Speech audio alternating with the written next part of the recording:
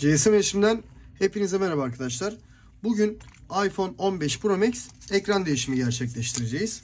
Evet, AC bilekliğimizi takıyoruz dostlar. Malzemelerimizi köşeye bırakalım. Sen sakin ol, biliyorum ama seninle işimiz yok dostum. Evet, cihazımızı sizlere bu şekilde göstereyim dostlar. Ekranımız sağ köşeden darbe almış. Aynı şekilde sol köşeden de darbe almış. Bu şekilde bayağı bir kırık. Evet, kırmızı da göstereyim. Gördüğünüz gibi bir ekran parlaması yapıyor arkadaşlar. Tekrar yaptım. Tekrar kilitledim. Açtım ve parlama yapıyor direkt. Evet. Öncelikle alt vidalarımızı söküyoruz.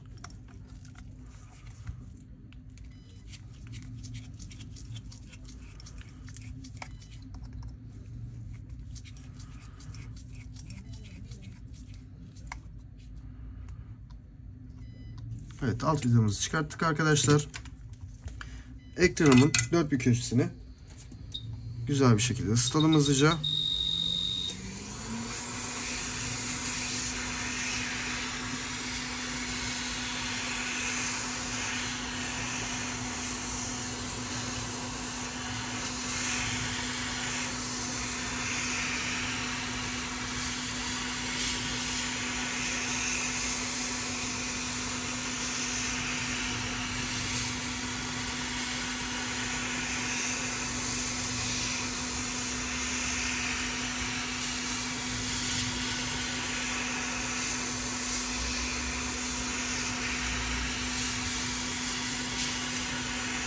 Evet, cam kırıkları direkt dağılmaya başladı zaten arkadaşlar.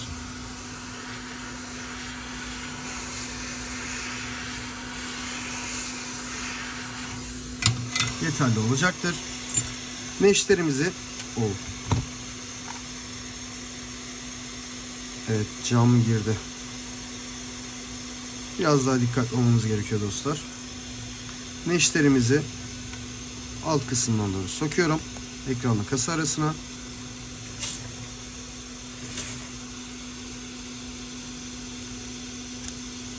Evet, meşlerimi soktum dostlar. Gitar penim alkollü bir şekilde ekranımızın köşelerinden doğru açıyoruz.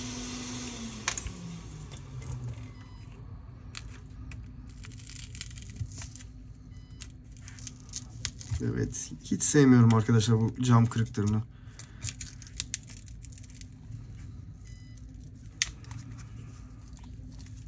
Görmüş olduğunuz gibi her yerde cam kırığı oldu.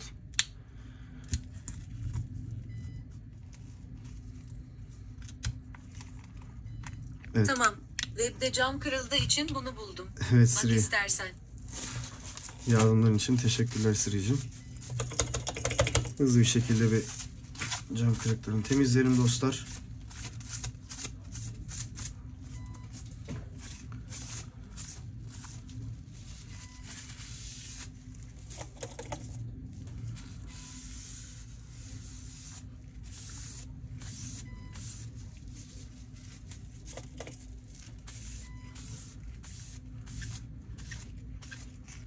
Evet. Masamızı temizledik arkadaşlar.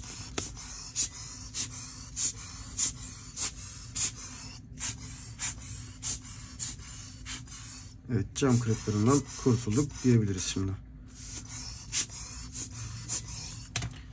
Cihazımı aynı şekilde koyuyorum.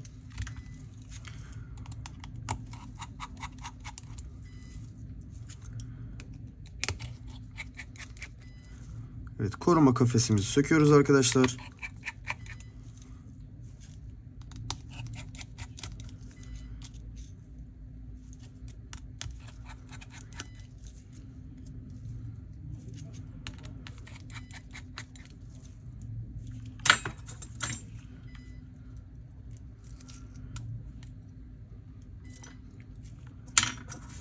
Her şeyden önce batarya konnektörümü söküyorum.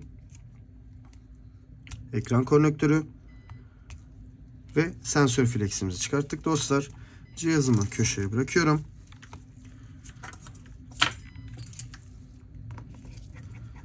Sensör fleximizi çıkartacağız öncelikle. Metalini çıkartalım bu aradan doğru.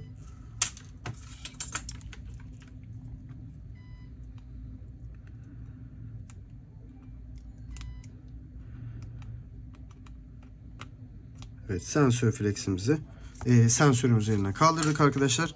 Şimdi biraz alkol veriyorum. Çok özür dilerim, ısı veriyorum. Yerinden çıkartacağım.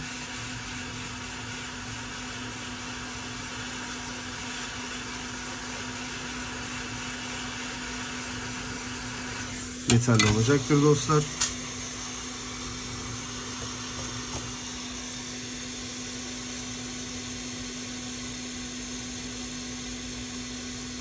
Görmüş olduğunuz gibi fleximizi çıkarttık.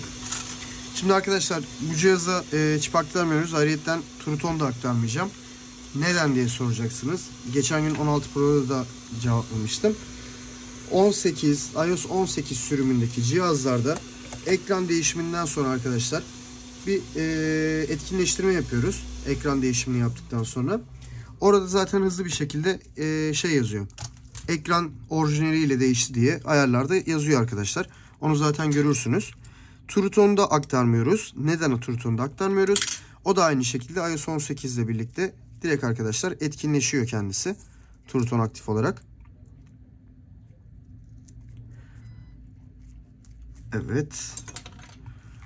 Buradaki plastiklerimizi alalım hızlı bir şekilde, bantlarımızı.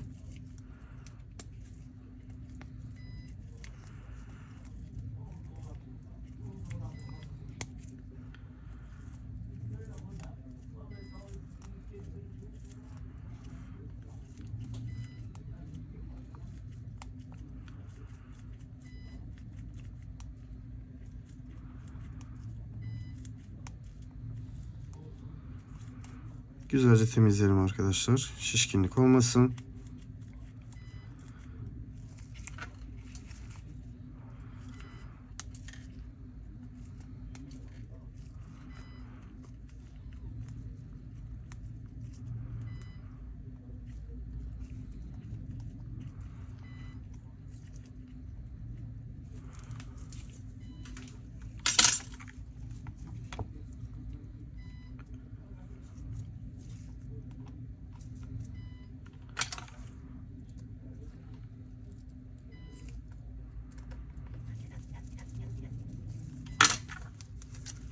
Evet, ekranımızı yerine oturtuyoruz dostlar. Konnektörümüzü yerine oturtturduk. Sensörün batarya konnektörümüzü de yerine oturtuyoruz arkadaşlar. Tutturamıyoruz. Evet, batarya konnektörümüzü yerine oturtturduk. İç vidalarımızı takalım hızlı bir şekilde.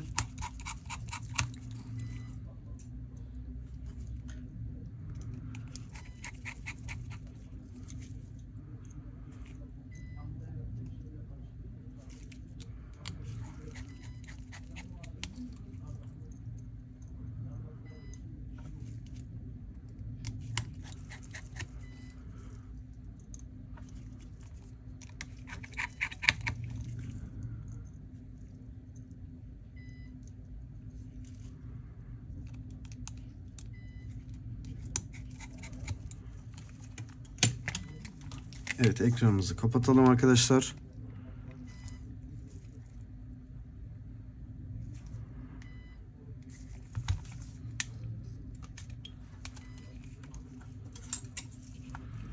Yalnız burada bir parçam var, onu da alayım hızlı bir şekilde.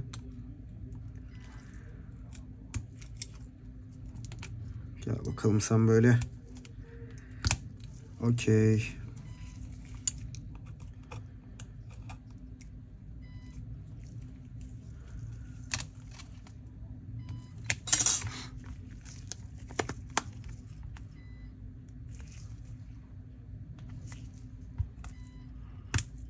Evet dostlar, tekrar ekranımı bir açayım. Ön kamerada hafif bir toz kalmış.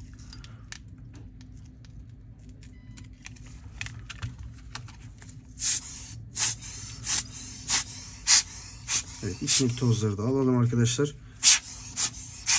Direkt temiz bir şekilde kapatalım. Power tuşuna da basayım mı oraya?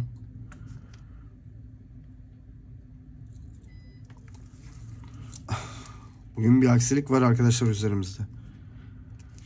Evet, alt vidalarını sıkalım.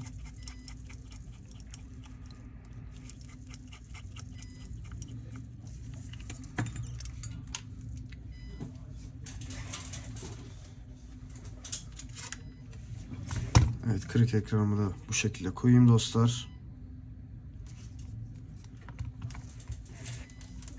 Cihazımız açılsın. Evet, görmüş olduğunuz gibi cihazımız açıldı arkadaşlar. Hemen bir şifresini gireyim.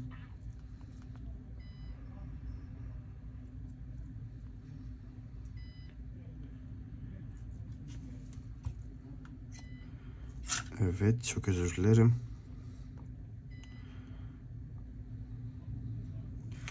Görmüş olduğunuz gibi parçalar diyor. Buradan onarımı yeniden başlat diyoruz.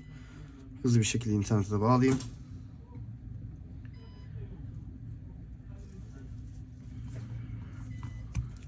Evet, maalesef yine güncel versiyonu istiyor dostlar.